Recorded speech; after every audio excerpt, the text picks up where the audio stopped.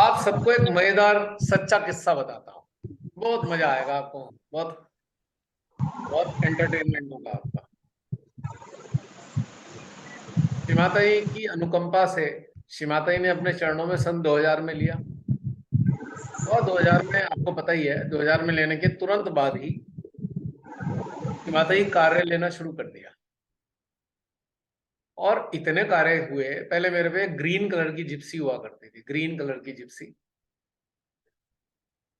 बहुत सारे कार्यक्रम होते थे और मेरे साथ कई सहजी जाया करते थे, क्योंकि इनविटेशन जहां प्रोग्राम करते थे, प्रोग्राम अभी खत्म हुआ नहीं है, उनमें से भीड़ में से शामिल लोगों ने कहा जी अगले हफ्ते आप हमारे आ जाओ।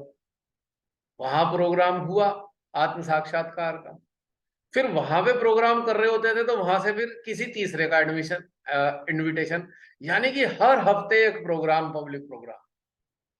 और जो दो चार जने साथ में जाने वाले होते थे, जिप्सी में लगभग 7-8 लोग आ जाते थे। 3-3 6 8 लोग आराम से आते थे उसमें। 6 लोग पीछे और 2 आगे हो गए, एक ड्राइवर समेत, यानी कि मेरे समेत। चलता रहा चलता रहा चलता रहा। वहां पे एक दिक्कत अब होता क्या था, जहां पे प्रोग्राम हुआ है, जिसने बुलाया, अब प्रोग्राम में जो साथ गए मेरे, तो थोड़ी देर बाद जब प्रोग्राम हो गया रिलेशन का, तो उन्होंने कहा भैया बहुत सारी बातें हैं। और सारी भीड़ भी वहां होती थी कि भाई वो हमें पूछना है, वो पूछना है, तो बताने लगता। तो जो साथ गए होते लोग मेरे को घड़ी दिखाना शुरू कर देते थे, भैया वो लेट हो रहे हैं, ये हो रहे हैं। मैं कहा देखो एक बात सुनो, अभी यहाँ नए लोग हैं और उनके अंदर जिज्ञासा है। और उन जब तक उनकी जिज्ञासा है, और मुझे तो, अब मैं तो आया ही इसलिए हूँ, तो भाई एक काम करो कि अभी रुक जाओ, अगली बार से आप ऐसा करना अपने अपने व्हीकल पे आ जाना। क्योंकि मेरे को जहां अगर रोकते हैं लोग तो मुझे तो रुकना ही होता है। अब जेन्युइन बात है कि मान लीजिए 2 घंटे का प्रोग्राम हो गया, उसके बाद तीसरे घंटे में भी उन्होंने कहा है कि आप रुक जाओ थोड़ी देर, ये तो मुझे तो रुकना ही है, क्योंकि मेरा पर्पज यही है, जागृति का। अब वहां पे जो साथ जाते हैं वो परेशान हो जाते हैं मेरे, भैया वो हमारे किसी के रिश्तेदार आने हैं, किसी का किसी का कुछ, किसी का कुछ, घड़ियां ही दिखाए जा रहे हैं मेरे को। तो अगली बार से क्या किया, फिर मैंने क्या किया, मैंने उनसे कहा भाई यो जगह में प्रोग्राम वहां पे अनाउंस हुआ है, आप लोग वहां पहुंच जाओ। ठीक है चलो कोई बात नहीं। अब बहुत खराब लगा उन्हें, ये बात सुन के बहुत खराब लगा उन्हें। समझ रहे हैं मेरी बात? ध्यान देना मैंने क्या कहा।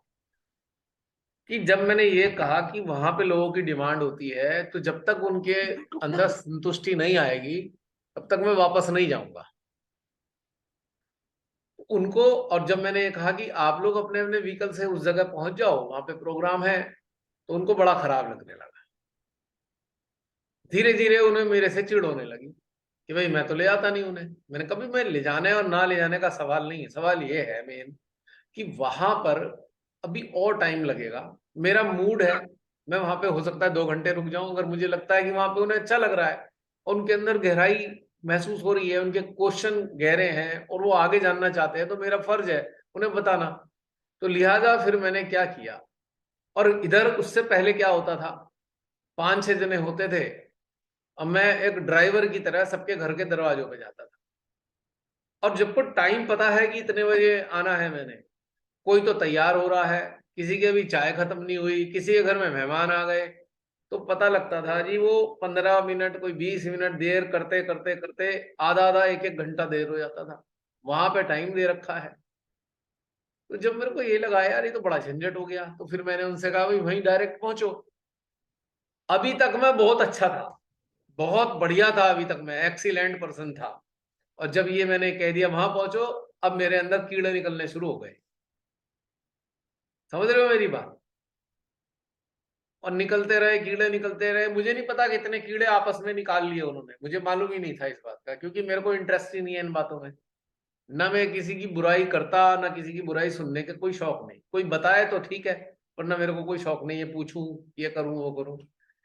तो मैं बुरा बन चुका था, मुझे मालूम नहीं था कि मैं बुरा बना, और मेरा व्यवहार वैसे ही था। मुझे क्या मालूम कि इतने सारे उन्होंने थाली में कीड़े निकाल के आपस में दिखा भी रखे हैं। हमें तो मालूम ही नहीं है, चलता रहा चलता रहा चलता रहा। और जब हम जाते तो हमारे साथ तो वही व्यवहार नॉर्मल। 12 साल बाद पता लगा, मुझे 12 साल बाद पता लगा कि मेरे को तो शिमाताई ने सेज से निकाल रखा है। समझ रहे हैं आप? समझ लीजिए, 12 साल बाद मुझे पता लगा शिमाताई ने तो मुझे 2000 में ही निकाल दिया था सेज से। और वो 12 साल तक मेरे साथ जा रहे थे, और उन्होंने ही उनमें से ही किसी ने बताया कि मुझे 12 साल पहले सेज से निकाल दिया गया है, और मुझे मालूम नहीं है। सोच लीजिए कीड़े कहां तक निकलते हैं। तो 2012 में मुझे पता लगा, सन 2000 से 2012 में, कि भाई उनके मुताबिक मुझे सहयोग से शिमाताई ने सन 2000 में ही निकाल दिया था। अब प्रश्न ये उनसे पड़ता है कि भाई जिसे शिमाताई ने निष्कासित कर रखा है, तो ऐसे इंसान के साथ वो 12 साल तक कर क्या रहे थे? प्रश्न समझ में आ रहा है आपको? क्योंकि क्योंकि उन्हें किसी चीज से मतलब नहीं था, मेरी परेशानी से, मेरी किसी चीज से मतलब नहीं, और इवन सहयोग से ही मतलब नहीं कि नए लोग हैं उनसे भी मतलब नहीं। उन्हें केवल अपनी सुविधा से मतलब था। और जैसी वो सुविधा कटी, तो 12 साल के बाद मेरे सामने वो तथ्य आया जो मुझको इतनी हंसी आई, इतनी हंसी आई, अभी तक हंसी आ जाती है। मैं कही, जो खोपड़ी के ऊपर जो चैतन्य आ रहा है, ये कौन दे रहा है?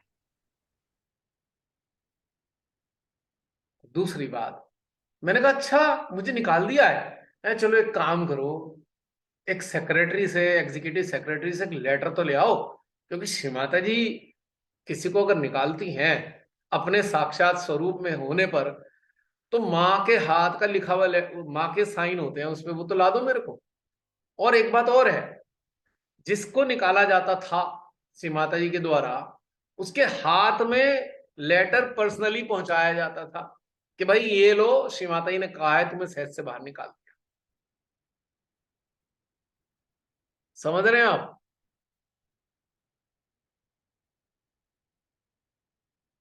तो मैंने कहा वो लेटर कहाँ है? अब लेटर तो है ही नहीं। बात कहां से आ रही है? क्योंकि शहर से निकलने की बात उन लोगों से आ रही है जिन्हें परेशानी हो गई, जिन्हें सुविधाएं छिन गई जिनकी, या जिन्हें ईर्ष्या हो गई। तो सोचो कि किस हद तक हमारे सहजी बात करते हैं, यू कैनॉट इमेजिन। अब प्रश्न ये उठता है, अब मैं बोल क्यों रहा हूं ये सारी बातें? मुझे कोई अपनी बात को ऊंचा नहीं करना, या कोई मैं बहुत अच्छे स्तर का हूं इसलिए नहीं बोल रहा। मैं इसलिए बताना चाह रहा हूं, अगर कोई सहज से निकला हुआ है, तो चैतन्य बताएगा नहीं बताएगा कुछ भी। और सहज से निकलने का मतलब क्या होता है? चैतन्य मिलेगा आपको, रिफ्लेक्सेस आएंगे नहीं आएंगे चैतन्य के? सबसे पहली चीज यही बताई जाती है। तो भाई आपका ज्ञान कहां गया? और 12 साल तक तो आपको चैतन्य आता रहा, अचानक चैतन्य गायब हो गया।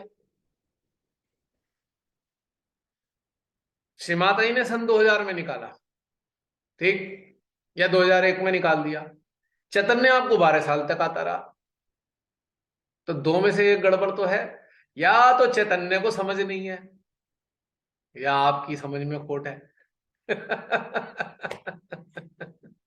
भाई दो में से तीसरी चीज तो कोई नहीं होगी। बेचारा चैतन्य इतना इनोसेंट है, उसे पता ही नहीं किसके पास जाना है। कमाल की बात है ये। उधर रखो, उधर रखो, जाकर के सो जाओ। जरा भाई समझ में आ रही है बात, कि भाई चैतन्य इतने इनोसेंट हैं, उन्हें कुछ पता ही नहीं है कि किसके पास जाना चाहिए है। और या फिर हमारी समझ में खोट है कि हमें 12 साल तक चैतन्य झूठा आया। क्यों? दो में से एक गड़बड़ है। अब ये प्रश्न मैं YouTube के जो देखने वाले सहजी हैं आप पे छोड़ता हूं। उत्तर मेरे कमेंट बॉक्स में लिख देना इस वीडियो के बाद में, कि क्या आपकी राय है। और जो आप लोग सामने हैं, तो आप तो बता ही देंगे अभी। बताइए, क्या 12 साल तक झूठा चैतन्य आ सकता है किसी को? सन 2000 से 2012 तक झूठा चैतन्य।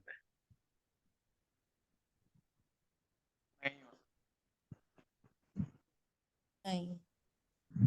चैतन्य तो सत्य का ही प्रतीक है। आर्य मतलब वो सत्य है, सत्य में ही आती है, झूठ में तो नदारत हो जाती है। पक्का? Are you sure Prachi? हाँ पक्का है? हाँ हाँ, पक्का है। चलो पूछूंगा एक दिन। अभी आ रहा है चैतन्य? हाँ मेरे सिस्टम से चैतन्य आ रहा है अभी? हाँ बिल्कुल। पक्का? हाँ। कहीं मेरी बातों से प्रभावित होके तो नहीं कह रही है ऐसे खुश करने के लिए? भैया को कह दूं खुश करने के लिए? देख लो भाई, मेरी जिम्मेदारी नहीं है। कभी का आप सोचो और ये आपको परेशानी होगी जब मृत्यु हो रही होगी। देख लो, अभी से झूठ वूठ मत कह देना किसी की बात को। सोच लो प्राची। Are you sure? हाँ। हृदय रिस्पॉन्ड करता है, मतलब वो ग्रहण कर रहा होता है, अच्छी लगती है बातें, वो अच्छा लगता है।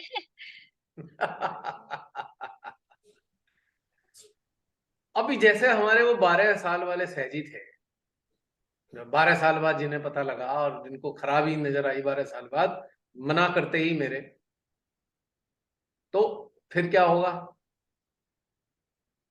क्योंकि उनका चैतन्य सुविधाओं पे टिका हुआ था। सुविधाओं पे टिका हुआ था चैतन्य। सुविधा थी तो चैतन्य आ रहा था, सुविधा खत्म हो गई तो चैतन्य भी चला गया।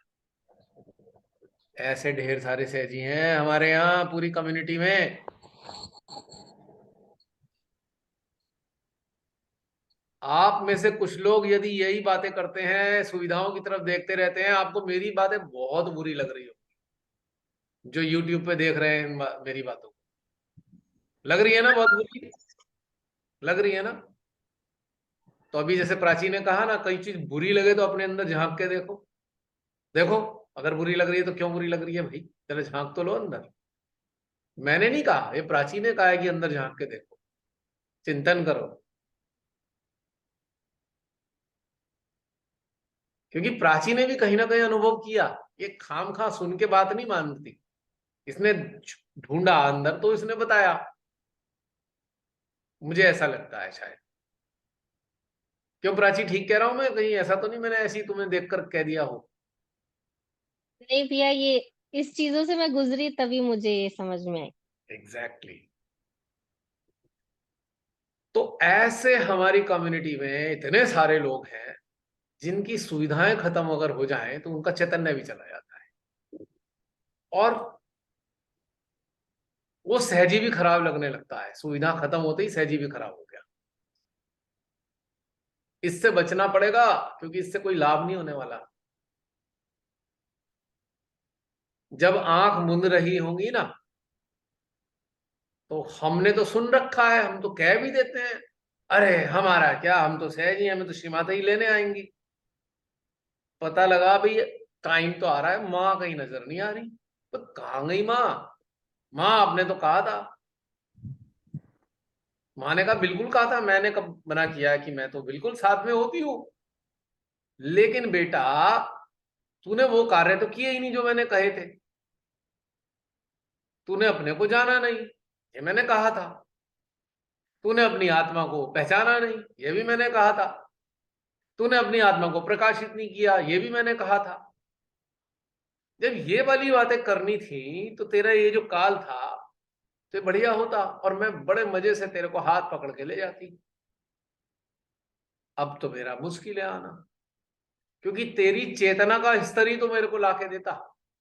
तेरी चेतना के कारण ही तो मैं आती। अब तेरी चेतना वहां है नहीं, तो मैं कैसे आऊं? मेरी मजबूरी है, मैं इतना नीचे आ नहीं सकती। जितनी नीचे तेरी चेतना है उतना नीचे बेटा मैं आ नहीं सकती। अब मेरी मजबूरी है। तो वहां कौन आएगा? बेटा वही आएंगे जो हमेशा आते हैं। अब मैं क्या करूं? क्योंकि मेरा ही बनाया हुआ विधान है ये तो। ये विधान तो मैंने ही बनाया है। जो अपनी आत्मा को प्रकाशित कर लेगा तो मैं उसको लेने आऊंगी, और जो प्रकाशित नहीं करेगा तो फिर वही आएंगे जो सदा से आते हैं। अरे माँ बड़ी गलती हो गई, हमने तो ध्यान नहीं दिया। हाँ बेटा, अब तो तेरी चेतना को बहुत कष्ट उठाने पड़ेंगे। बस इतना आश्वासन है कि देख, अब जो भी तेरा कष्ट उठाने का पीरियड मुकर्रर हुआ है वो तो उतना रहेगा ही रहेगा। इतना कर सकती हूं, अगर तेरी चेतना शरीर त्यागने के बाद भी अच्छे लोगों की संगति करने की कोशिश करेगी तो तेरी मैं मदद कर सकती हूँ। मैं इतना आश्वासन दे सकती हूँ, बाकी तो मुश्किल है। तो क्योंकि मां इतनी नीचे आ नहीं सकती जहां पर हमारी चेतना पड़ी हुई है, तो मां हमारी चाह के भी मदद नहीं कर सकती। ये समझ लेना। अब भी तो अब भी तो अब भी तो ध्यान देना, मैं बोलने क्या जा रहा हूं। अब भी तो मां को धरती पे आना पड़ा, इस नरक लोक में आना पड़ा हमको उठाने के लिए। अब भी तो श्रीमाता जी ने वही काम किया है।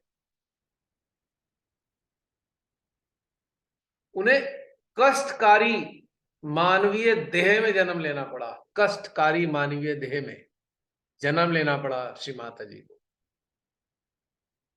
इतना नीचे आई, इतना नीचे आई, वो इस नरक लोक में आई हमारे कारण, और हम इस बात को समझ ही नहीं पा रहे और हम अपना समय बर्बाद कर देते हैं, इसकी उसकी इनकी उनकी, और अपने खुद की बहानेबाजी में, नहीं नहीं वो मेरे ये, मेरा यूं, मेरा वो, मेरा वो, और लास्ट टाइम पे हमारी चेतना विकसित नहीं हो पाती।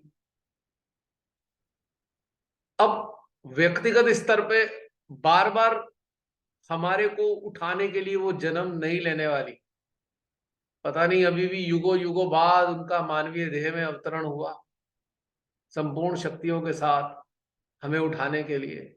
कैसे दोबारा हो सकता है? हमारी मृत्यु के समय कैसे आएंगी वो मानव देह धारण करके? जरा कल्पना करके देखो, क्या एक एक मनुष्य के लिए आएंगी वो बार बार जन्म लेके? Is it possible? इसीलिए श्री माता जी ने शायद कहा होगा, बेटा लास्ट जजमेंट है ये।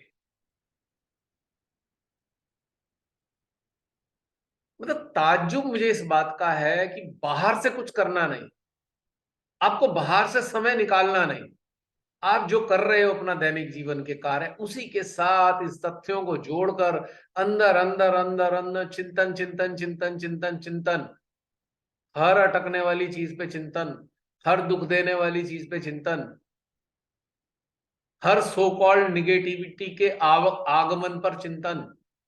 कुछ नहीं करना, इसके अलावा आपके सामने सारी परतें ऐसे खुल जाएंगी।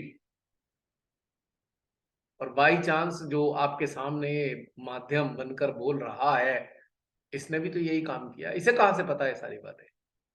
ये भी तो चिंतन से आई है, ये भी तो अंदर अवलोकन से आई है, वरना कहां से आई है ये बातें? तो ये बहुत इंपॉर्टेंट है, बहुत इंपॉर्टेंट है। और अगर ये नहीं है तो मैं आपको सच बता रहा हूं, कुछ प्राप्त नहीं होने वाला। हर समय कुछ कुछ समय बाद आप छटपटाएंगे, आप छिन्न भिन्न होते रहेंगे, आप टूटते रहेंगे, आप बिखरते रहेंगे। क्या लाभ होने वाला है इस बात का? ठीक है, शुरुआती दौर थी जब ये प्लेटफॉर्म का शुरुआत था, कुछ दिन ऐसा हो गया, साल 6 महीने ऐसा हो गया, कोई बात नहीं। 15 अप्रैल को 3 साल पूरे हो चुके, और अब भी क्या इस चीज की गुंजाइश रह गई है कि अब भी हम छिन्न भिन्न होते रहें? और बहुत से ऐसे सहजी हैं जिनके अंदर कुछ गुण विकसित हो जाते हैं और गुणों के अंदर ही चिपक जाते हैं, वो बस उसी के अंदर चिपक गए और उसी के अंदर ही खो गए, उसी को ही सब कुछ मान बैठे अपनी जिंदगी का ध्येय, या फिर उस गुण को प्रोफेशन में कन्वर्ट कर लिया, उससे धन कमाने लगे। ऐसा भी बड़ा खतरनाक एक स्थिति है। It is a dangerous state. अगर भीतर के किसी गुण के लिए हम अचानक पैदा हुआ, हम उसकी तरफ चले गए, हमने इसे धन कमाने का साधन बना लिया, जो हम कर रहे थे उससे हटकर धनार्जन के लिए जो हम कर रहे हैं वही ठीक है हमारे लिए। अचानक से कोई गुण पैदा हुआ, उससे हम धनार्जन करने लगे, वो बहुत डेंजरस है। It is very dangerous. Growth तो रुकी रुकी गई, हासिल कुछ नहीं होगा। माता सरस्वती के अगेंस्ट चले गए। हमने जो गुण हमारे को इस माँ की जो मार्ग है, माँ का जो मार्ग दिया हुआ मार्ग है, उसको एक्सपेंड करने में उस गुण को लगाना था, उससे हम धन कमाने लग गए। ये जो गुण पैदा हुआ जो हमारे अंदर पहले कभी नहीं था, वो गुण जो आया था इस चेतना को एक्सपेंड करने के लिए आया था, इसके एक्सपेंशन के लिए आया था। यानी कि इसको और प्रसारित करना था, लोगों के अंदर उतारना था, मदद करनी थी, स्थापित करने में हेल्प करनी थी। उसकी जगह हमने धन कमाना शुरू कर दिया। तो क्या हुआ? अब जैसे मान लो आपके सामने मैं मौजूद और आप कहते हो भाई अच्छी लगती हैं बातें। अब मैंने प्रवचन देने शुरू कर दिए, पंडित जी बन गया, जाके किसी उसमें, हाँ जी लो भाई साहब 50,000 रुपए प्रवचन दे दो, दे आए। फिर किसी और जगह से कहीं से 1 लाख मिल गए, धीरे धीरे पॉपुलर हो गए। अब तो पता लगा जी हम तो फेमस हो गए, अच्छे प्रवचन करते हैं, और पता लगा करोड़ों अरबों रुपए कमा डाले हमने। तो यहाँ क्या किया हमने? हमने धन नहीं कमाया, हमने गोबर कमाया, क्योंकि यहीं छूटेगा वो। श्री माता जी ने कहा ही है, ये क्या करते हो तुम लोग, हर बार जन्म लेते हो, गोबर इकट्ठा करते हो, फिर यहीं छोड़ के चले जाते हो। मैंने श्री माता जी की वाणी सुनी थी। मैं अपनी तरफ से कुछ और कहता, लेकिन आप लोगों ने वाणी सुनी हुई है, इसलिए मैंने गोबर शब्द इस्तेमाल किया। मैं कुछ और भी करता, लेकिन मेरा व्यक्तिगत अनुभव है, ये ऐसा नहीं है। मैंने देखा है अच्छे अच्छे स्तर के सहजी जो तैयार हुए थे, उन्होंने कैसा अपना बेड़ा गर्क किया धन कमाने के चक्कर में, कहां से कहां पहुंच गए इस चक्कर में। और अगर आप इससे कुछ भी कमा रहे हो, अपनी पॉपुलैरिटी से आप कुछ भी अर्न कर रहे हो, तो समझ लेना आपने विषैले सर्प अपने गले में डाल लिए हैं। If you are earning anything out of your popularity which has generated because of meditation, आपके अंदर जो ज्ञान फूटा है, आप उसको एनकैश करने लग रहे हो, तो आपने अत्यधिक जहरीले सांपों को अपनी गर्दन में डाल लिया है। और आप भोलेनाथ नहीं हो कि आपको डसेंगे नहीं, वो डसेंगे, ये निश्चित रूप से बता रहा हूं मैं आपको। क्योंकि भोलेनाथ अगर होते तो आप धंधा ना बनाते ज्ञान का, आप ज्ञान का धंधा नहीं करते अगर आप भोलेनाथ होते। धंधा कर रहे हो तो ये बात साबित हो चुकी है कि आप भोलेनाथ नहीं हो, क्योंकि श्री महादेव कोई बिजनेस नहीं करते हैं, क्योंकि वो कुछ चाहते ही नहीं है, इसलिए चाल पे रहते हैं, सादगी में रहते हैं, वो शानो शौकत और ठाट बाट से नहीं रहते। आप माँ के दिए उत्पन्न हुए ज्ञान के गुण से आप धन कमाने लग रहे हो, तो आपको ये नाग डसने वाले हैं, अनेकों रूपों में डस रहे हैं और डसेंगे। अभी तो दिखाई नहीं दे रहे, प्रत्यक्ष भी आएगा सामने कैसे डसते हैं ये। तो ये बात एक इंपॉर्टेंट है, बहुत इंपॉर्टेंट। ये इतनी खतरनाक चीज है जिसका अंदाजा भी नहीं है लोगों को। बड़ा मजा आता है, आहा, अरे क्या पॉपुलैरिटी भी हो रही है और धन भी आ रहा है, आहा, दोनों काम हो रहे हैं। कोई कह रहा है क्या बुराई है भाई, दोनों काम चल रहे हैं, हम तो सहयोग भी कर रहे हैं। बुराई? आपको पता ही नहीं है, आप जिस पे चल रहे हो उसके नीचे तलवारें खड़ी हुई हैं सीधी, बिल्कुल सीधे खंजर लगे हुए हैं, ऐसे उस पे चल रहे हो आप। और एक दिन वो खंजर ठाए से अपने अंदर घुस जाएंगे। फिर आप कहोगे, फिर अचानक कहोगे हाय कौन सी निगेटिविटी आ गई।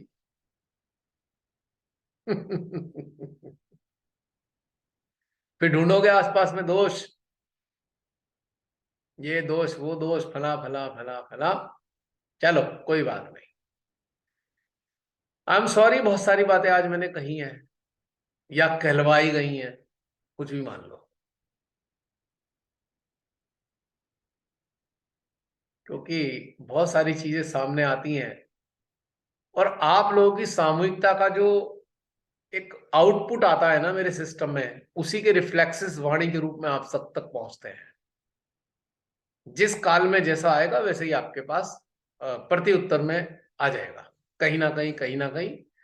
जैसे होता है ना कि एक वोट किसके ज्यादा है, तो वही वाले टॉपिक पे बात आएगी, जिसके वोट ज्यादा होंगे आपके अंदर के जो हैं, उसकी अगर ज्यादा वोट हैं तो उसी पे बात होनी है निश्चित रूप से। मेरा कोई दोष नहीं है, मैं अपनी तरफ से कुछ नहीं बोलता हूं, क्लियर बता रहा हूं आपको। अब कोई कहेगा जो आपके जो वो होते हैं जो ईएच वाले वीडियो होते हैं, वो तो उसमें तो आप ही होते हो, उसमें तो कोई था ही नहीं सामूहिकता। आपको कैसे पता सामूहिकता नहीं है? सामूहिकता ही तो थी जिसके लिए निकल रहे थे वो। वह कहाँ है सामूहिकता? वो जो वातावरण में सामूहिक चीजें चल रही हैं, वो जो अंदर फ्लो कर रही हैं सामूहिक चीजें, वो हमारे सिस्टम को टच करती हैं। और जब सिस्टम को टच करती है उसके रिफ्लेक्सेस में वो ईएच वाले भी आए थे। क्लियर हुआ पॉइंट? चलो, अच्छा ईमानदारी से बताइए, ये सारी बातें जो आई हैं आप में से कुछ लोगों की हैं नहीं है? जी भैया। हैं? हम्म। ये जो बात थी ना अच्छे और बुरे बनने की, ये तो मतलब मुझे लगता है कि रोज की कहानी है मेरी। एक दिन मैं किसी के लिए अच्छी बन जाती हूँ, एक दिन बुरी बन जाती हूँ। तो ये तो मुझे बहुत हंसी आ रही थी सुन के। देखो हाथ और भी खड़े हो गए। जैसे अच्छे बुरे के आपने जो पैरामीटर्स बताए ना, आपको अच्छा कब तक कोई मान रहा है और सडनली उनका व्यू चेंज हो जाता है, तो पहले तो हम लोग डिस्टर्ब होते थे, पर अब हमें जैसे ये अंडरस्टैंडिंग और डेवलप हो जाएगी कि किसी और के पैरामीटर से हम अपने आप को कभी भी हमें नहीं जज करना। We should know what is right within, we should not prove it to anyone. और अपने आप को भी मत क्वेश्चन करो कि लोग क्यों सोच रहे हैं ऐसा। Go with the flow. ये एक्सेप्टेंस ये भी बहुत जरूरी है कि आपको लोग गलत भी समझेंगे, आप सही रास्ते पे हो तो ज्यादा समझेंगे। तो ये मतलब ये डेली लाइफ में बहुत बार होता है कि आपको लोग क्वेश्चन करते हैं, या अपने आप से आप उनके लिए सडनली चेंज हो गए। तो हम अपने आप को बुरा नहीं सोचेंगे कि मेरे से गलती हो गई, मैंने ठीक नहीं किया, क्योंकि मैं तो अपने आप को पहले क्वेश्चन करती हूँ, मेरी गलती होगी ये वाली चीज। पर अब मैं फिर ऐसा भी अपने आप को भी थोड़ा सेल्फ लव और दूंगी। Self Yes. केयर। एक और पहलू मैं बताने जा रहा हूं बहुत इंटरेस्टिंग, जो बिल्कुल सच्ची जीवन की घटनाओं में से एक है। मतलब एनकाउंटर एनकाउंटर होते हैं ना, जैसे सहजीज के एनकाउंटर हुए, कौन कैसा आया कैसा आया। यात्रा में जैसे एक कन्वॉय है, ये सहजयोग एक कन्वॉय है। इस कन्वॉय में कई प्रकार के लोग मिलते हैं। अब एक ऐसा वर्ग भी मिला मेरे को। एक वर्ग है, ये एक व्यक्ति नहीं है, कभी आप गलत फहमी रहो। एक वर्ग है और कई सारे लोग मिले एक ही प्रकार की सोच और स्वभाव वाले, अलग अलग टाइम पे मिले। 23 साल के अंदर अलग अलग टाइम जोन के अंदर मिले, लेकिन लगभग एक से थे, एक ही प्रकार की भाव वाले थे। इंटरेस्टिंग बात यह है कि जैसे संपर्क में आए, बहुत से लोगों को मेरी बातें बहुत अच्छी लगी, बहुत अच्छी लगी बातें। उन्हें लगा हाँ हाँ ये ठीक है, अच्छा ठीक है, कोई बात नहीं। भाई मेरे को तो इतना बारीकी से ध्यान देना ही नहीं होता किसको अच्छी लग रही है किसको नहीं लग रही। भाई मैं तो सबको एक ही निगाह, जैसे मेरा चश्मा है, इस चश्मे से आप सबको मैं देख रहा हूं, एक ही साथ देख रहा हूं। ये नहीं देख रहा इस चश्मे में ऐसी फैसिलिटीज नहीं है कि भाई इतना सा इसको दिखा देगा, इतना सा इसको दिखा देगा। ये चश्मा, मेरी आंख है इस चश्मे के थ्रू सबको समान रूप से देखती है। और वास्तव में इस जीवन में भी जो भी आप लोग जुड़े हुए हो, आप सबको भी एक ही निगाह से ही देखना होता है। मेरा कोई कम या ज्यादा नहीं है, मेरे लिए सब बिल्कुल समान है। चेतना स्तर पे, ये सॉरी जीवात्मा स्तर पे, आत्मा स्तर पे सब समान है। हाँ, चेतना स्तर में भिन्न है, लेकिन जो दृष्टि है उसमें एक लेंस मेरी जीवात्मा का है तो एक लेंस मेरी आत्मा का है, इससे ही देखता हूं मैं। और इसको एक और उपमा दे सकता हूं कि एक लेंस सहस्त्रार का है तो दूसरा लेंस सेंट्रल हार्ट का है। मेरी दृष्टि एक ही तरीके से देखती है सबको, जो भी सहज से जुड़ते हैं, जो भी संपर्क में आते हैं, इवन संसारिक जीवन में भी जितने मिलने जुलने वाले हैं, मेरी दृष्टि सबके लिए समान है। मेरा पूरा खानदान जानता है मेरे लिए अमीर गरीब, अच्छा बुरा, सुंदर बदसूरत, इनके कोई स्थान नहीं है। बस एक कॉमन फैक्टर होना चाहिए कि हृदय ठीक होना चाहिए। जिसके हृदय ठीक है वो अभी तक चल रहे हैं, जिनके हृदय गड़बड़ हो गए वो फिर लापता हो गए, ये बात पक्की है।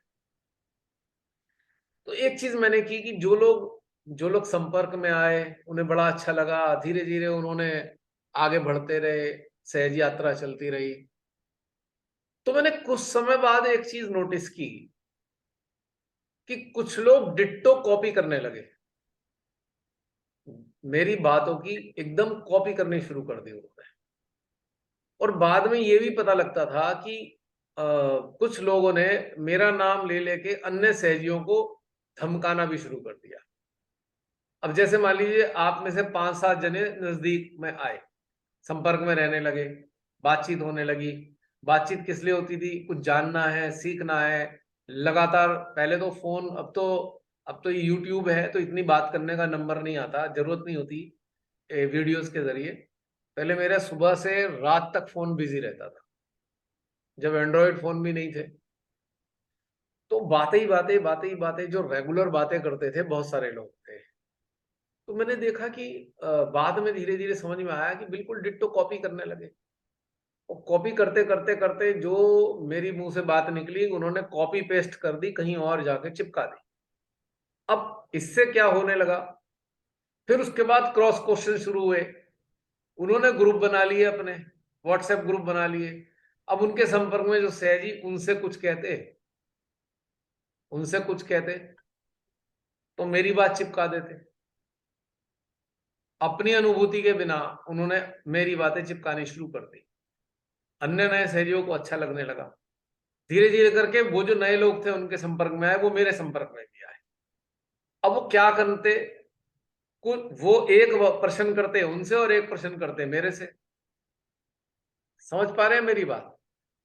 डेफिनेटली दोनों का प्रश्न तो उत्तर अलग होगा ही होगा, क्योंकि हम सबकी अलग अलग चेतना है। अब इस बीच में झगड़ा शुरू हो गया। किसी ने कहा आप ऐसा कह रहे हो, उन्होंने तो ऐसा कहा। तो ये झगड़ा झगड़ा झगड़ा शुरू होता चला गया। अब उन्होंने देखा भाई ये तो गड़बड़ हो गई। अब उन्होंने क्या काम करा, मेरा नाम लेकर धमकाना शुरू कर दिया, हड़काना शुरू कर दिया सहयोगियों को। कई लोगों ने ऐसा किया, मुझे मालूम नहीं है, यहाँ मेरे को पता ही नहीं है। बाद में बहुत सारी चीजें सामने आने लगी तो मुझे बड़ी हैरानी हुई। मैंने उनसे कहा भाई तुम अपनी अनुभूति क्यों नहीं शेयर करते, मेरी बातें क्यों शेयर करते हो? मेरी बातें आपको अच्छी लगी, अगर आपको अच्छी लगी है उसे अपनाओ, उन पे चलकर देखो, उनके अंदर उतर के देखो, और उसमें कुछ तथ्य नजर आए तो वो लोगों से शेयर करो। ये क्या कॉपी पेस्ट करके वहां पहुंचा दिया, उससे क्या लाभ हुआ आपको? तो ऐसे बहुत सारी चीजें हुई। और जब ये चीजें होने लगी, अब उन्हें लगा कि भाई लोग जो है, जो संपर्क में आए मेरे और जो संपर्क में आए उनके, अब उनको लगने लगा भाई मेरी बातें ज्यादा ठीक है। तो अब उनके अंदर रिएक्शन क्या हुए, बता सकते हो क्या रिएक्शन होंगे? कल्पना कर सकते हो? जो बहुत नजदीक थे, चिढ़ गए आपसे? चिड़ी नहीं गए, ईर्ष्या हो गई मेरे से, ईर्ष्या, जेलसी हाँ। मेरे से। मुझे मालूम नहीं है, मुझे सालों तक पता नहीं चला। बाद में काफी दिन बाद एक दिन सामने चीजें आई। तो मेरा ये सारे बात शेयर करने का मकसद ये है, आज भी YouTube पे आप लोग देख रहे हो, सुन रहे हो, जूम सेशन में भी है, आपको मेरी बातें अच्छी लगती हैं, कोई बुराई नहीं है। आप उन पे चल के देखो, चलने के बाद जो अपने अनुभव हो केवल वही शेयर करो। जब आप पॉपुलर होने लगोगे और कोई आपकी बात काटेगा तो तो आपको बहुत खुंदक चढ़ेगी, और खुंदक चढ़ने के बाद अहंकार जागेगा, और अहंकार जागने के बाद ईर्ष्या पैदा हो जाएगी, और जब ईर्ष्या पैदा हो जाएगी तो आप बिल्कुल नीचे गड्ढे में चले जाओगे, और गड्ढे में जाने के बाद क्या होता है मुझे बताने की जरूरत नहीं। और फिर बुराइयां, मेरे अंदर हजारों बुराइयां नजर आएंगी, जो नजदीक थे तब नहीं नजर आती थी, बाद में नजर आएंगी, क्योंकि मेरी बातों की बुराई से आप परेशान नहीं हो रहे हो, मेरी बुराइयों से आप परेशान नहीं हो, आप परेशान हो जो आपका स्टेटस छिन-भिन हो गया है।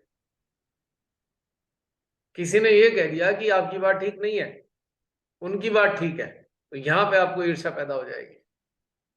मेरा तो कुछ बिगड़ने का नहीं, आप अपना बिल्कुल सत्यानाश कर लोगे, इस हद तक नीचे चले जाओगे, इस जीवन में तो उठ नहीं सकते ऊपर दोबारा, मतलब ही नहीं उठता, खत्म।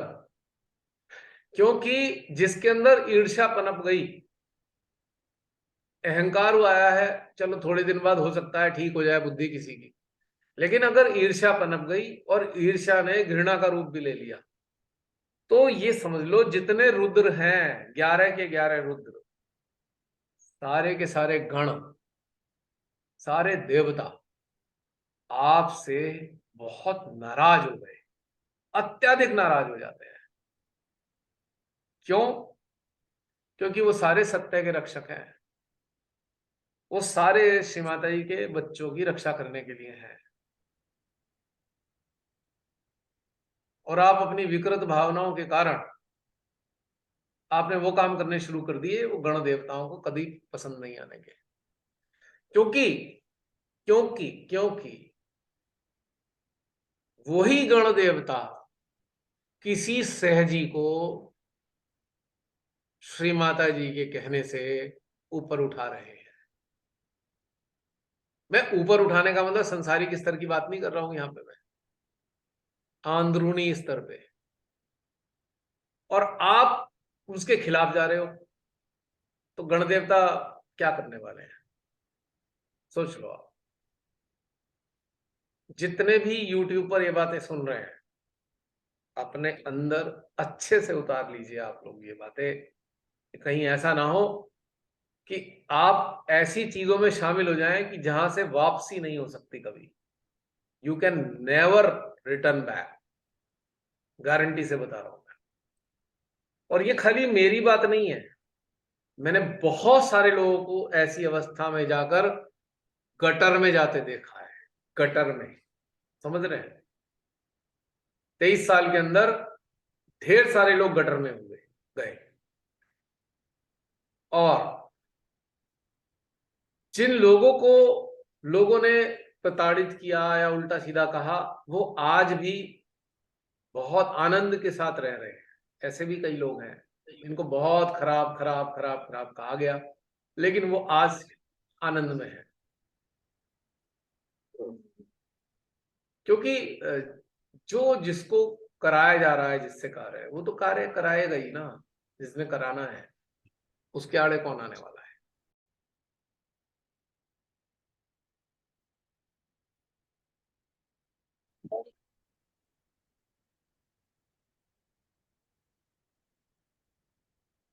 हम्म।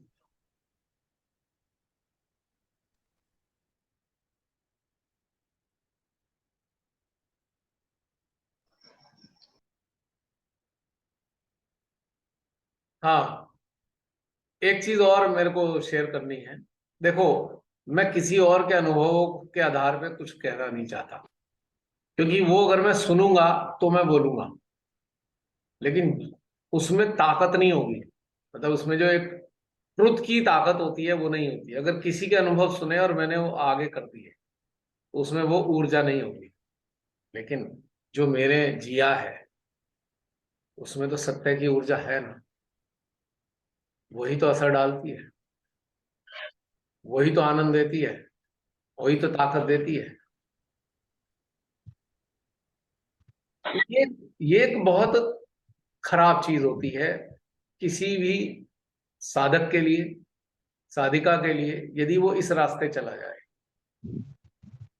और इसमें ये नहीं है कि कोई और धकेल रहा है आपको, आपकी चॉइस है, आप ही जा रहे हो खुशी से उधर की तरफ। मान लो मैं जसलीन को बुरा भला कहूं, तो मेरी चॉइस है ना कि बुरा भला कहूं या ना कहूं। कोई मुझे फोर्स तो नहीं कर रहा जसलीन को बुरा भला कहने के लिए, या प्राची के बारे में कुछ भी इधर उधर कहने के लिए कोई मेरे को फोर्स तो नहीं कर रहा ना। This is my choice.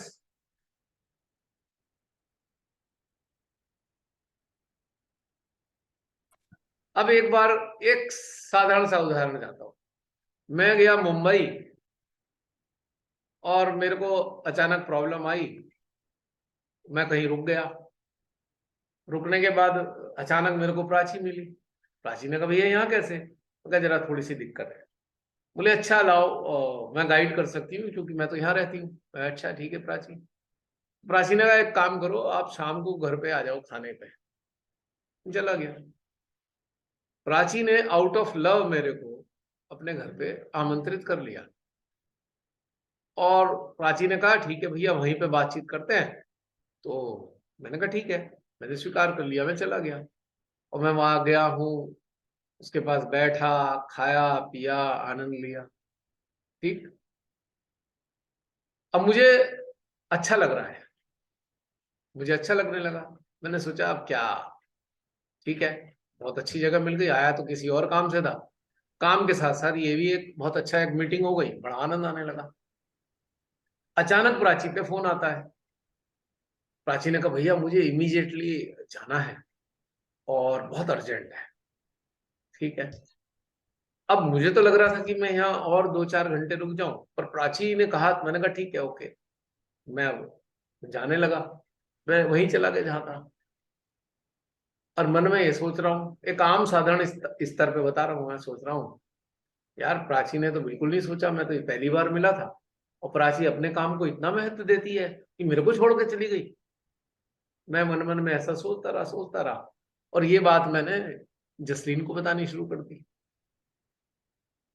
कभी प्रियंका को बतानी शुरू कर दी, कभी किसी और को बतानी शुरू कर दी। तो मैंने ये बात फैला दी, देखो प्राची कितनी मतलब निष्ठुर है कि मैं पहली बार गया हूं और मुझे छोड़ के चली गई। मैं 1 मिनट में ये चीज भूल गया कि प्राची ने बिना किसी व्यक्तिगत स्तर पे, वो मुझे जानती नहीं, फिर भी उसने बड़े दिल करके अपने ओपन हार्टेडली अपने घर में बुला लिया। मैं ये तो भूल गया, प्यार से खाना बना के खिलाया, अपने हाथ से बनाया खिलाया, वो ये भी, मैं ये भी भूल गया।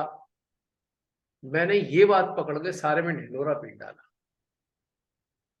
और तो और मैंने प्राची के घर में क्या क्या रखा है ये भी बताना शुरू कर दिया। अच्छा वहां ये भी था, देखो वो सहज के विरोध में है, वो सारी चीजें गलत हैं, अब ये गलत है वो गलत है। मैं ये भी भूल गया कि प्राची अकेली सहज में है, पूरा खानदान या घर उसका सहज में नहीं है।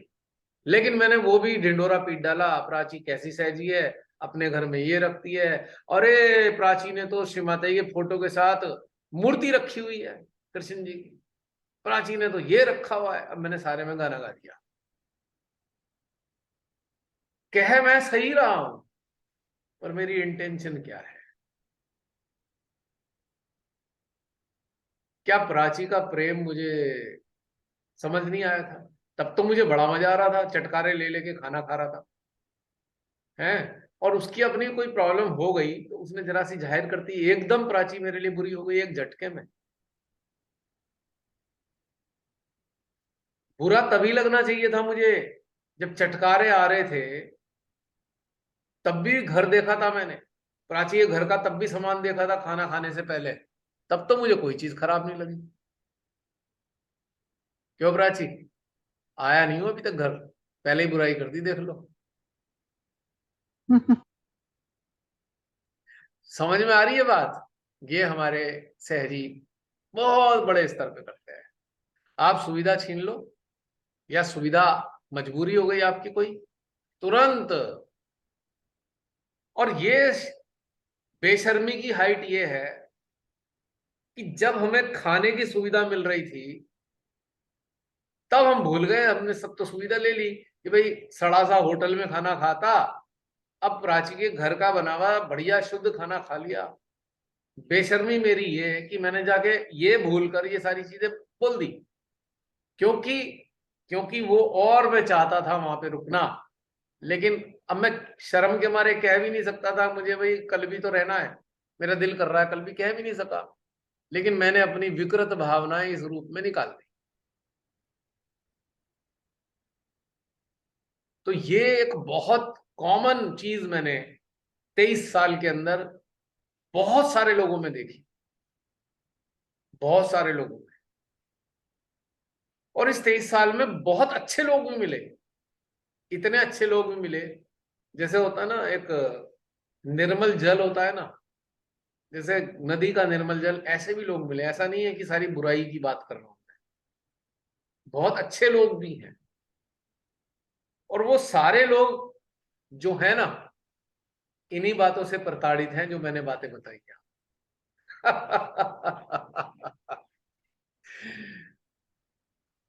वो भी ऐसी प्रताड़ित होते हैं अंदर अंदर बेचारे, कि यार हमने तो अच्छा किया है, ये देखो पता नहीं कैसी कैसी बातें करते हैं। कारण क्या है? फिर घूम फिर के वहीं लाऊंगा दोबारा, सारी रामायण बताने के बाद में। हमारे संस्कार दूसरों के संस्कार से टकरा रहे हैं।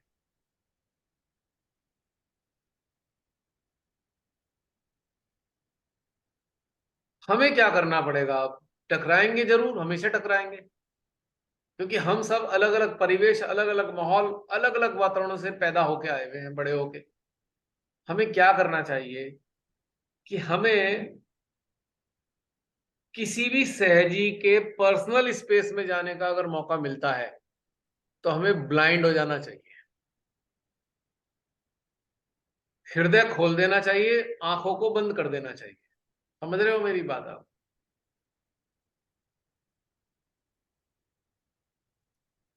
ताकि हमें दूसरे का हृदय का ही अनुभव हो, बाकी कोई चीजें दिखाई ना दे।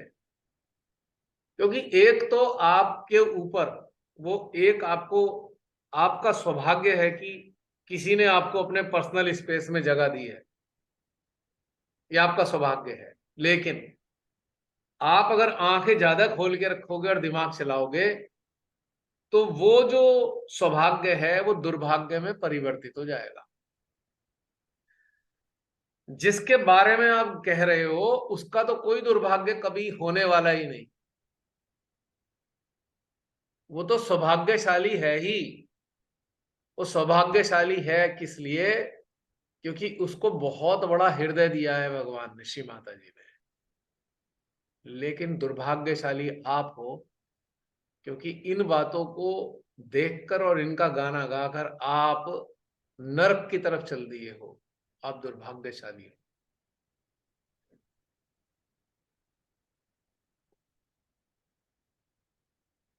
और ये बहुत कॉमन रॉन्ग प्रैक्टिस सहज योग में चल रही है, सहज योग फॉलोअर्स में,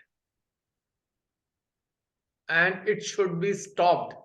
अगर कोई इवॉल्व होना चाहता है, अब फिर मैं मुख्य चीज पर आता हूं, अगर कोई उत्क्रांतित होना चाहता है, इवॉल्व होना चाहता है, तो उसको ये सब चीजें दिखाई नहीं देनी चाहिए। अगर किसी को देखना ही है तो अपने भीतर की चीजों को देखे, कौन कौन सी चीजें अभी खराब रह गई जो उत्क्रांति के आड़े आने वाली है। ये बात अच्छे से समझनी पड़ेगी, अच्छे से। वरना ये जो गॉसिपिंग सहजीज है, गॉसिपिंग सहजीज, ये गॉसिपिंग सहजीज ऐसे महसूस होंगे आने वाले समय में जैसे भिनभिनाती हुई मक्खियां होती हैं ना, आवाज कैसे करती हैं। अगर 200-400 मक्खियां इकट्ठी हो जाएं तो कैसी भिन्न भिन्न की आवाज आती है ना।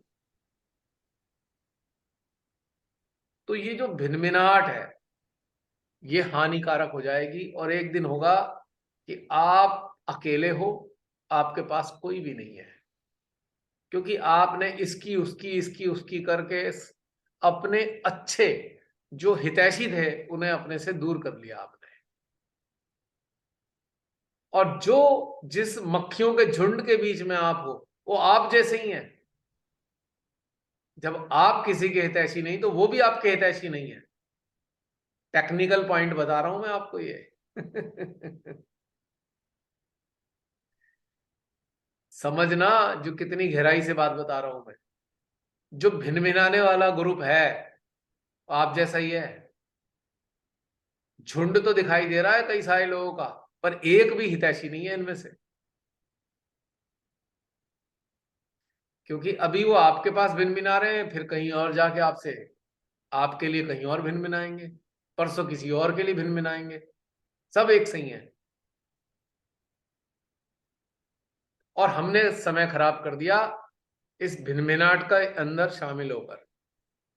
गॉसिपिंग सहजीज मतलब भिनभिनाती हुई मक्खियां, क्लियर कट, एकदम सिंगल लाइन, बिना ये चिंता किए कि मेरे को कौन क्या कहने वाला है ये बातें सुन के। और जिसने ये बातें सुन के थोड़ा सा समझ लिया कि हाँ भाई गड़बड़ है गड़बड़ है, हटो हटो हटो, इस भिनभिनाट से दूर हट जाओ, बाद में मेरे को दुआएं देंगे। और ऐसे ही लोगों की दुआएं लग रही है मेरे को, जो सामने नहीं भी आते लेकिन खूब दुआएं देते हैं। और बद्दुआओं का मुझ पे असर होगा नहीं, ओपनली बता रहा हूं, कोई बद्दुआओं का असर नहीं होने वाला। मुझे भूतकाल का तो पिछले जीवन का पता नहीं, इस जीवन में मैंने किसी का नुकसान नहीं किया है जानबूझकर। निश्चित रूप से बद्दुआएं नहीं आने वाली मेरे पे, क्योंकि बद्दुआएं देने वाले वर्तमान के हैं, और वर्तमान में मैंने इस जीवन में कोई बुरा काम नहीं किया ऐसा जिससे मुझे, अगर किया होता जरूर मैं आप सबके सामने एडमिट कर लेता।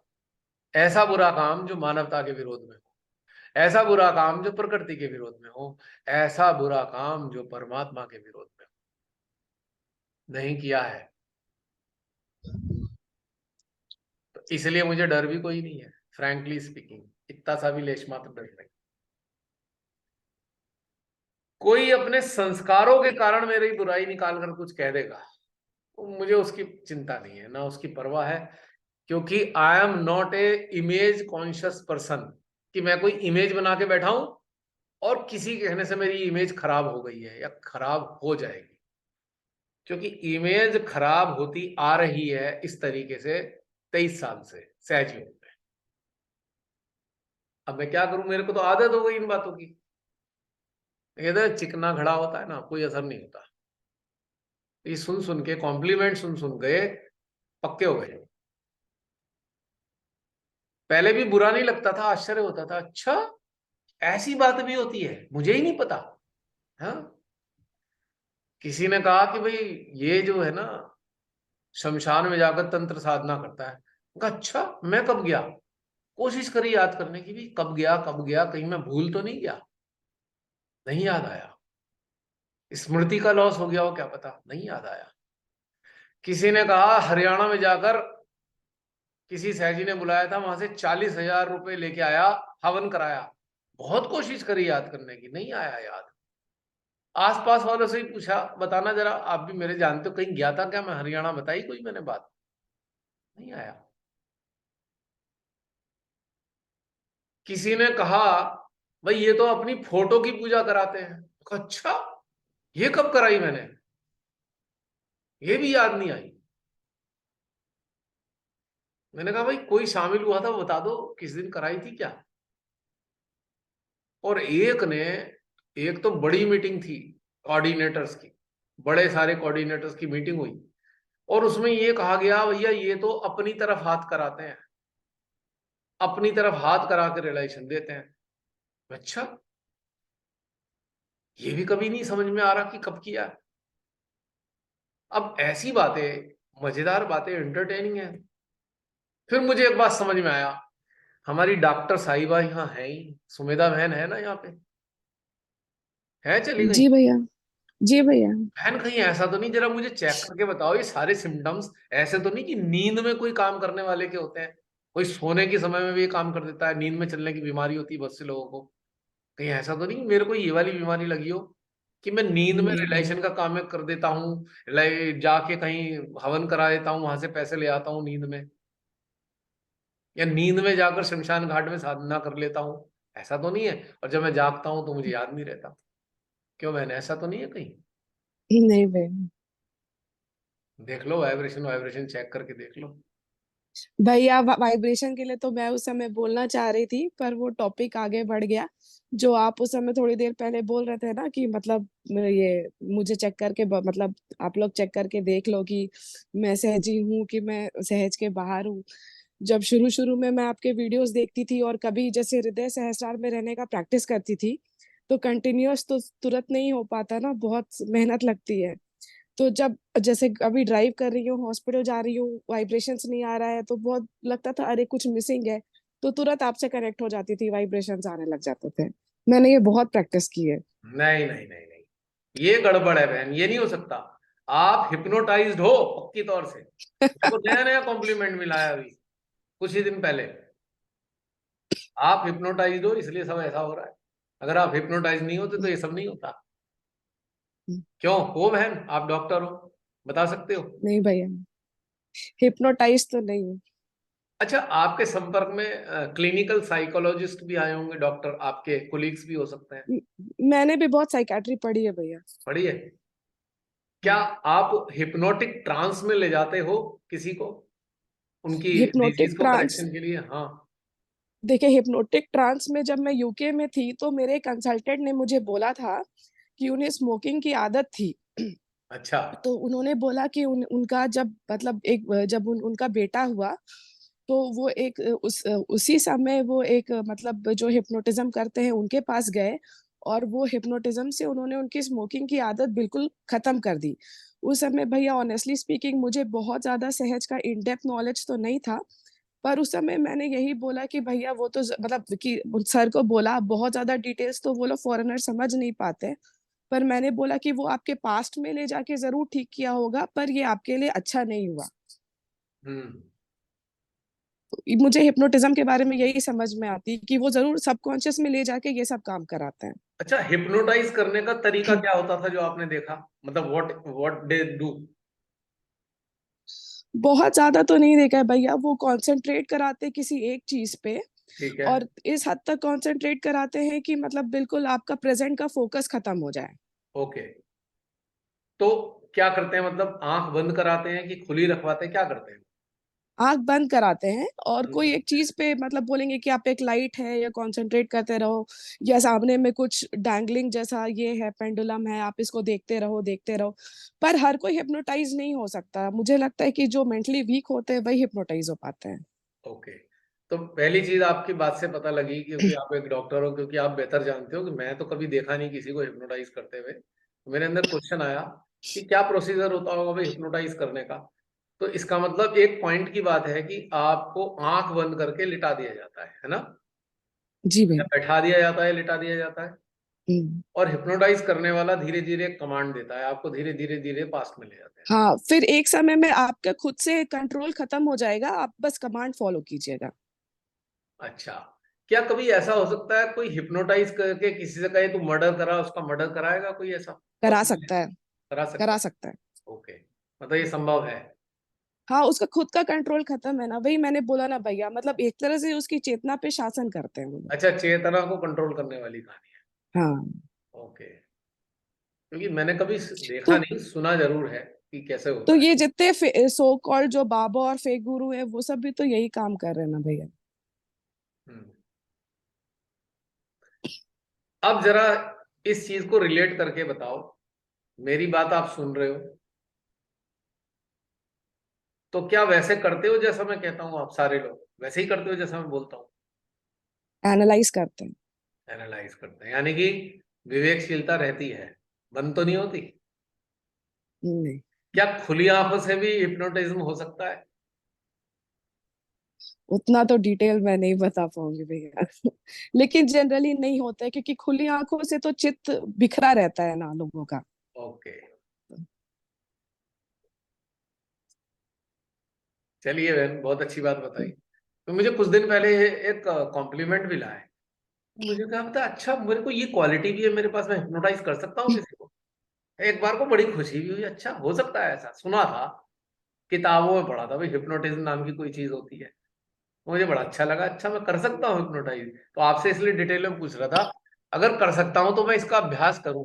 अभी तक तो नहीं किया किसी को हिप्नोटाइज, अब जरूर करने की कोशिश करूंगा, अगर इतना बढ़िया जुगाड़ है ये तो। अच्छा, हिप्नोटिज्म में यानी किसी की चेतना नष्ट हो जाती है, यानी कि कंट्रोल में चली जाती है, हम्म। राइट? वो फिर वो क्या लेके आएंगे उससे बाहर में, और क्या क्या अपने साथ लेके आएंगे, वो कुछ पता ही नहीं रहता। पता नहीं चलता। ओके। हम्म। तो जब चेतना कंट्रोल में नहीं होती तो वो वाइब्रेशन तो महसूस नहीं कर सकती वो चेतना। नहीं, हृदय महसूस कर जो सकती चेतना, ये नहीं एक्चुअली भैया इतनी तो नॉलेज मुझे नहीं है, है। पर जो कनेक्टेड है वो हिप्नोटाइज नहीं हो सकता, ये तो मैं 100% बोल सकती हूँ। जो कनेक्टेड है हिप्नोटाइज नहीं हो सकते। ओके। नहीं हो सकते। अच्छा, जो कनेक्टेड है क्या वो हिप्नोटाइज कर सकता है किसी को? कनेक्टेड है। वो हिप्नोटाइज भी नहीं कर सकते। अगर वो हिप्नोटाइज किसी को करने की कोशिश कर रही है, मतलब वो कनेक्टेड ही नहीं है, क्योंकि वो हर हर किसी का रेस्पेक्ट, हर चेतना का रेस्पेक्ट करते हैं। दूसरी बात, जिससे वो जुड़े हैं, क्या उस शक्ति हम्म। को पता नहीं कि ये करने क्या वाला है? हाँ, वो अगर हम किसी का बुरा चाहेंगे तो सबसे पहले तो हमारा ही बुरा होगा ना, क्योंकि हम कनेक्टेड होके ऐसा करना चाह रहे हैं।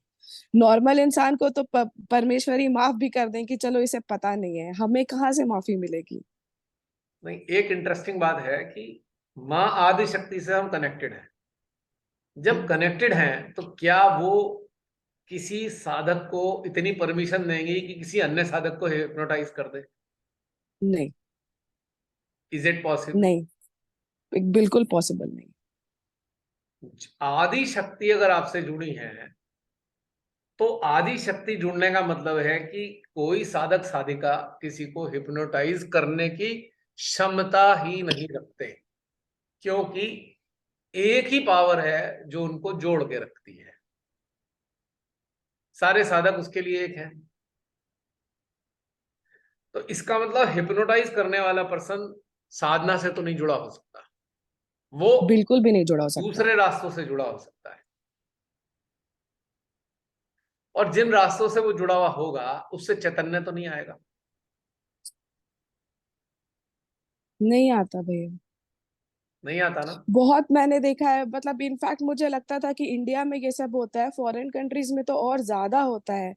मतलब लोगों ने छोटे छोटे क्लिनिक्स खोल के रखे हैं, हर दूसरा patient anti psychotic anti depressants में है। मतलब आपको देख के ही, उनको देख के ना करुणा का भाव आएगा कि ये लोग इतने डेवलप्ड कंट्री के लोग हैं, लेकिन ये कैसी स्थिति में है। जी। बहुत बहुत बहुत अफसोस होता है देख के। साइकोसोमेटिक डिसऑर्डर भारत से कहीं ज्यादा बाहर के देशों में है। बहुत ज्यादा, बहुत और ज्यादा। वहां तो डिसऑर्डर बहुत डेंजरस वाले हैं। वहां तो हम्म। पता लगता है पगला जाते हैं लोग कि मर्डर ही कर देते हैं, 10-20 लोगों को मार देंगे गन उठा के ऐसे ही। या फिर अंदर अंदर हम्म। इतने विकृत हो जाएंगे इनकी पूछो मत हाल। मैंने भी देखा है बहुत सारे। विकृति तो इतनी ज्यादा है कि बस क्या ही बोल सकते हैं। तो सारी बातें कहने का मतलब ये था कि मुझे अभी नया नया कॉम्प्लीमेंट मिला, मैंने कहा जरा इसे खोल के तो देखूं क्या है ये कॉम्प्लीमेंट।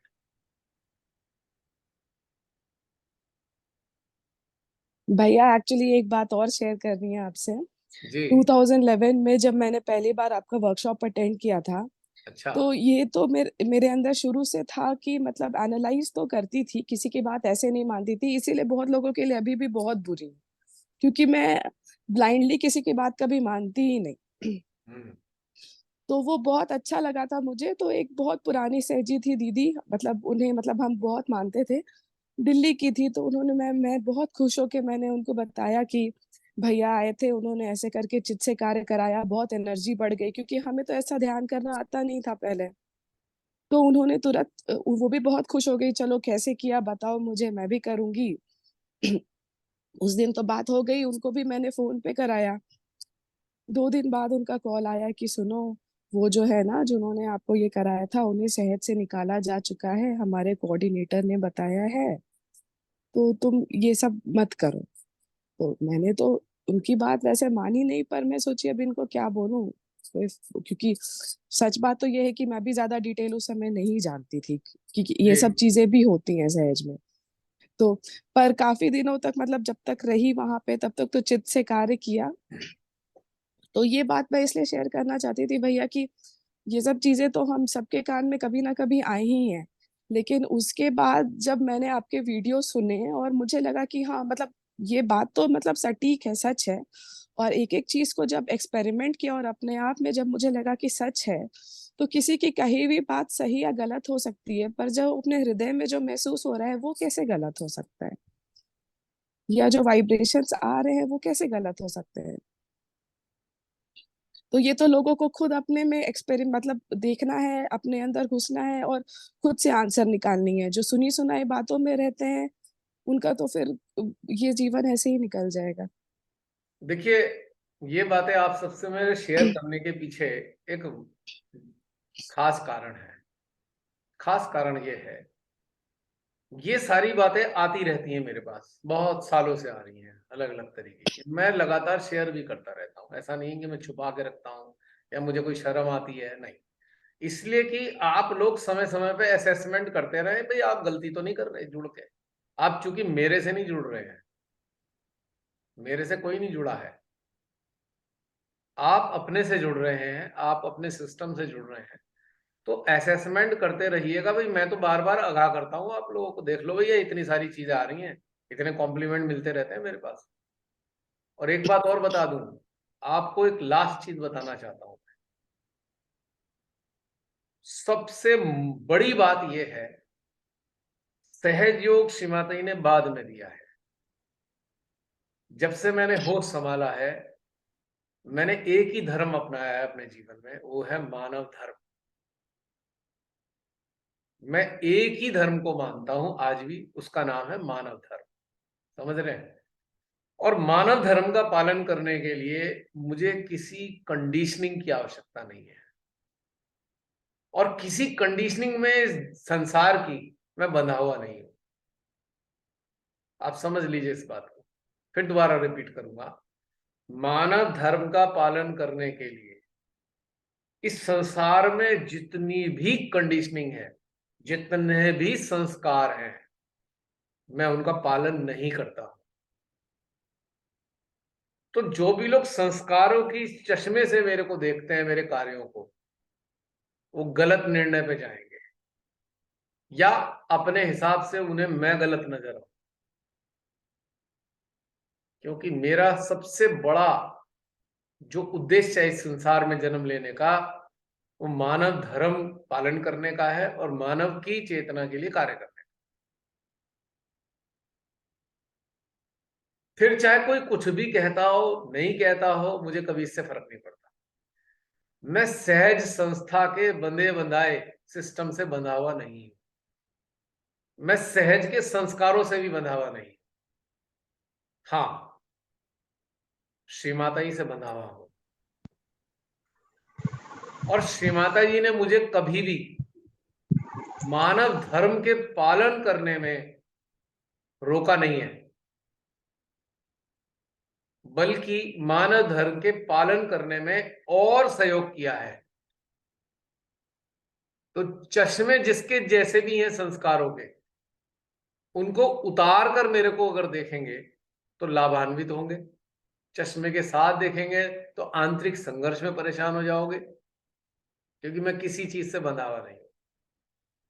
मैं अपने बाह्य अस्तित्व से भी बंधा हुआ नहीं हूं।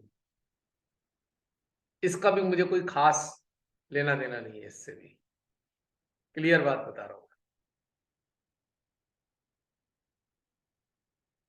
तो सारी बातें यहीं से पैदा होती हैं, हमारे संस्कार कैसे हैं। अच्छाई और बुराई संस्कारों की देन है, सत्य की देन नहीं है। सत्य की देन क्या है? प्रश्न उठता है, सत्य की देन क्या है? सत्य की देन है आनंद, सत्य की देन है सम्मान, सत्य की देन है प्रेम, सत्य की देन है वात्सल्य, सत्य की देन है करुणा, सत्य की देन है समभाव। अच्छाई बुराई संस्कारों से उत्पन्न होती है, जैसे संस्कार और वैसा ही एहसास। Clear cut. मानव के रूप में जन्म लिया है, मानव धर्म का पालन कर रहा हूं।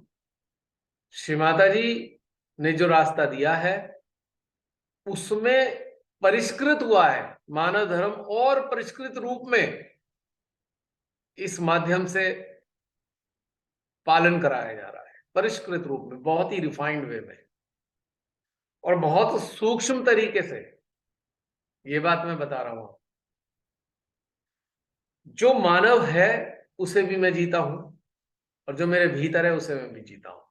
दोनों में कोई झगड़ा नहीं है, दोनों एक दूसरे को सहयोग करते हैं। क्यों सहयोग करते हैं? मेरा शरीर किसी संस्कार से नहीं बंधा और मेरा अंतःकरण भी किसी संस्कार से नहीं बंधा, इसलिए आपस में कोई संघर्ष नहीं है। समझ पा रहे हैं मेरी बात? सुमेधा बहन, समझ पा रहे हो? आप डॉक्टर हैं, आप ज्यादा अच्छे जी से भैया। होंगे जो मैं बोल रहा हूँ। जी भैया। मुझसे ज्यादातर लोग इसीलिए दुखी रहते हैं ना, क्योंकि मेरे अंदर भी ज्यादा संस्कार नहीं है। इसीलिए मैं समझ पा रही हूँ। मैं संस्कार रहित अस्तित्व हूं, संस्कार विहीन नहीं हूं, संस्कार रहित हूं। संस्कार विहीन शब्द जो है ये बता रहा है कि संस्कार थे, अब वो नष्ट हो गए, लेकिन मेरे तो कोई संस्कार थे ही नहीं, नष्ट कहां से होंगे? संस्कार मैंने अपनाए नहीं तो नष्ट भी कहां से होंगे? संस्कार रहित जन्म हुआ और संस्कार रहित अवस्था में ही मृत्यु होनी है। संस्कार रहित अवस्था में भी ये जीवन चल रहा है, कोई संस्कार नहीं है। न सहज का संस्कार है, न धार्मिक संस्कार है, न समाज का संस्कार है, किसी चीज का कोई संस्कार मेरे अंदर नहीं है। मैं और मेरी चेतना। मैं कौन? ये स्वरूप नहीं, मैं, मेरा अंतःकरण और मेरी चेतना, मेरी आत्मा, मेरी जीवात्मा और जीव भीतर में इसको शक्ति देने वाले सब एक रूप है। जैसा ये अंदर से प्रेरणा देते हैं मैं वैसे काम करता हूं। वो बाहर से बुरे लगते हो या अच्छे लगते हो, संस्कारियों को संस्कार विहीन लगते हो या अच्छे लगते हो, this is not my problem. इसलिए अच्छे से ठोक बजाकर अपने आप को चेक कर लो कि भाई इस सामूहिकता में बने रहना चाहते हो, और YouTube वीडियो वालों जो देखने में आनंद उठाते हो, चाहो तो आज से ही बंद कर सकते हो देखना। एक संस्कार रहित मानव की बातें सुन के आपको मजा नहीं आने वाला, क्योंकि अगर आपके अंदर संस्कार है तो आपको मेरी बातें कभी अच्छी लगेंगी कभी बुरी लगेंगी, लेकिन आप भी अगर मेरे जैसे हो, आपका अंतःकरण भी, तो आपको आनंद आने वाला है। आज का ये सेशंस शायद इसी चीज के लिए था, इस सबको अपने अंदर झांक कर देखना है कि भाई क्या हम ये सारी चीजों के साथ में आगे बढ़ सकते हैं? यदि नहीं तो आज ही यात्रा को रोक सकते हैं या रास्ता बदल सकते हैं। मुझे किसी से कभी कोई शिकायत थी ही नहीं, न कभी रहती, न कभी होगी। अब एक बात बताइए, हम ट्रेन में होते हैं, हमने अपना रिजर्वेशन कराया, हमें मालूम नहीं होता हमारे पास आके कौन बैठने वाला है, कौन सी जाति का होगा, कौन से धर्म का होगा, स्त्री होगा या पुरुष होगा, नहीं पता।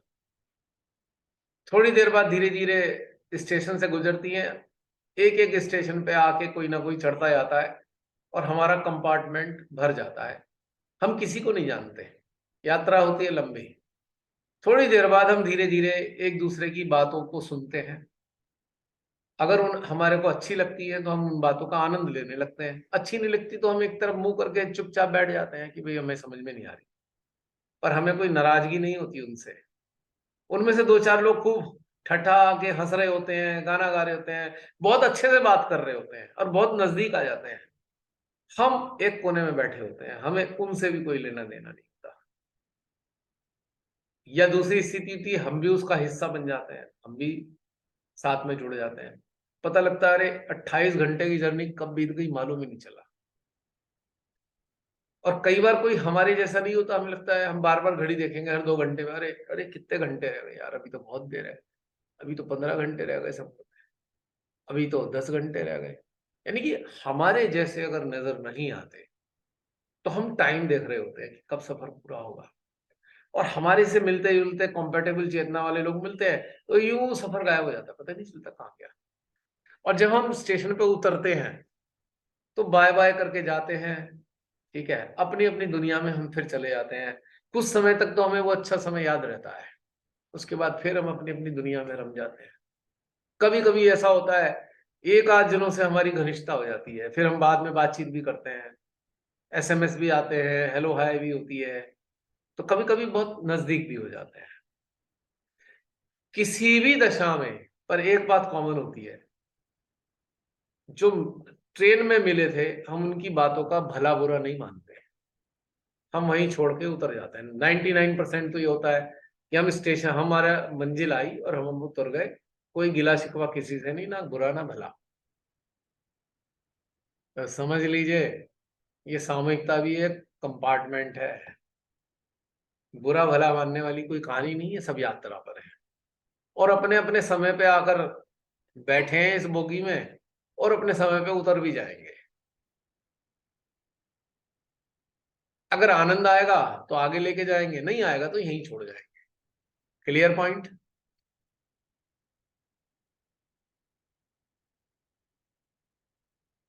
और अगर आ रहा है तो फिर चलती रहेगी यात्रा।